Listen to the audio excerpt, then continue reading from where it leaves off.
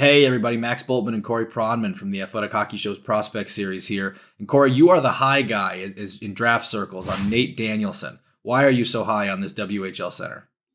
Right. I mean, maybe you're talking in terms of like the public rankings and what people see when they go on elite prospects, like average of rankings. But I can assure you, when I talk to people in the league, there are plenty of people in the league who love this player. It's hard not to. He's a 6'1.5", maybe even 6'2" right shot center. Skates very well. Has very good offensive skills and playmaking ability.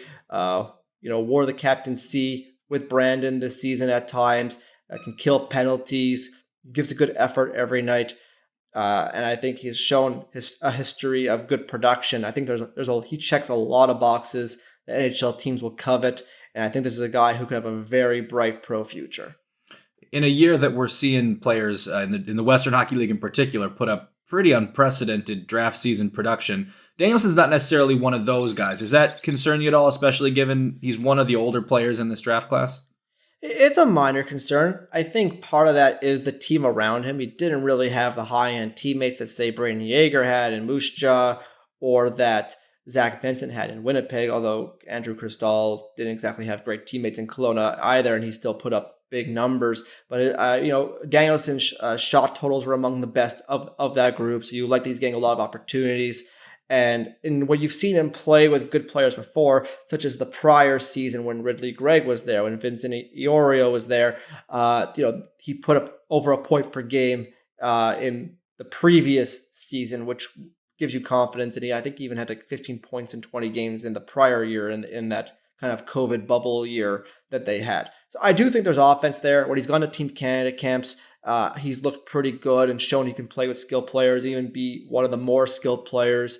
So I think there's a lot of projection there. I'm more worried about the context. And again, I'm not trying to discount the fact that he didn't have amazing numbers, especially for a late birthday in his draft season. It's a minor concern. But when I watch this player, not just this season, but over time, I see a lot of offensive creativity, skill, and vision. I think that will be there.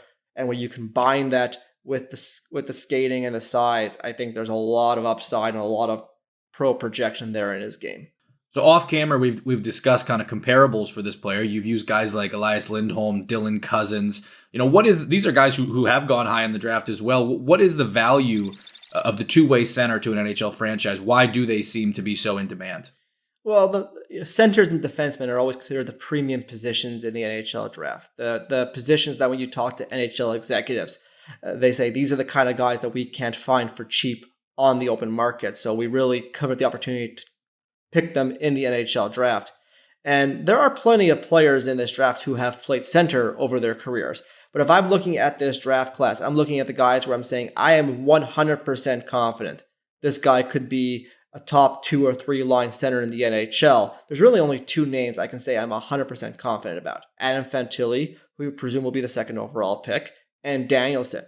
Those are the 2 guys I think have no flaws in the center projection because of the size and the skating, the two-way play, and he has strong hockey sense and offensive abilities.